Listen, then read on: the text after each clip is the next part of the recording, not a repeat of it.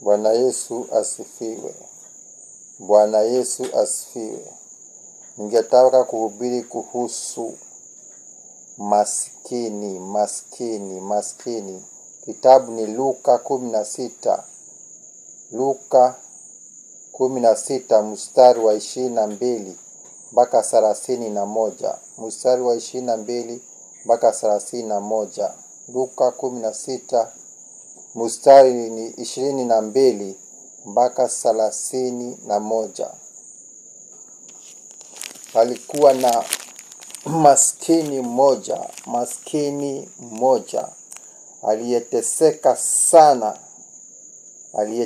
sana. Jina lake alikuwa anaitwa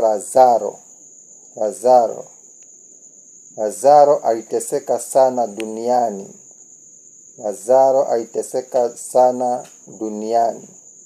Alikuwa anakula chakula cha tajiri wake.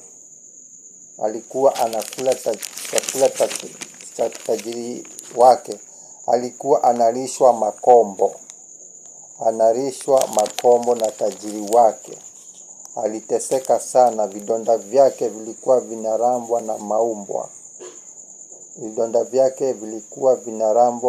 na maumbwa. Yule Lazaro alikuja akafa.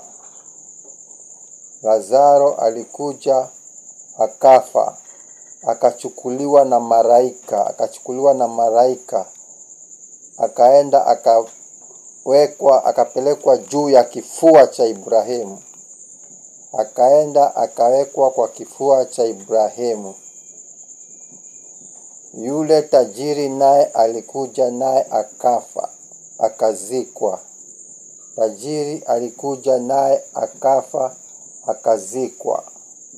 Akaenda kuzimu.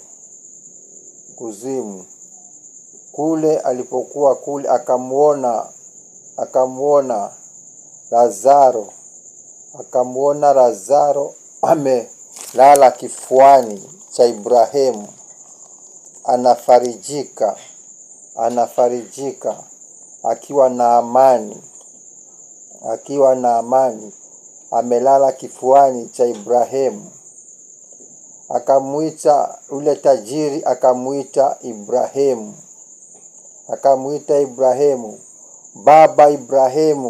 Baba Ibrahimu, na kuomba Baba Ibrahimu nisaidie. Akamwambia, kati ya nyinyi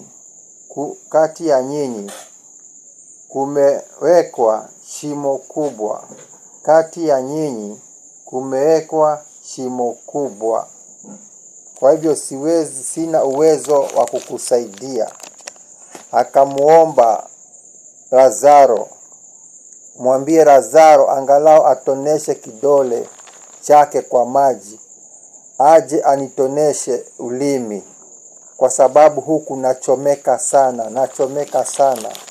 Aje anitoneshe ulimi maji baridi kwa ulimi angalau. Ibrahimu akamwambia, haiwezekani, kwa sababu ile shimo iko kati yangu na nyinyi ni shimo kubwa sana. Shimo kati yetu na nyinyi ni shimo kubwa sana.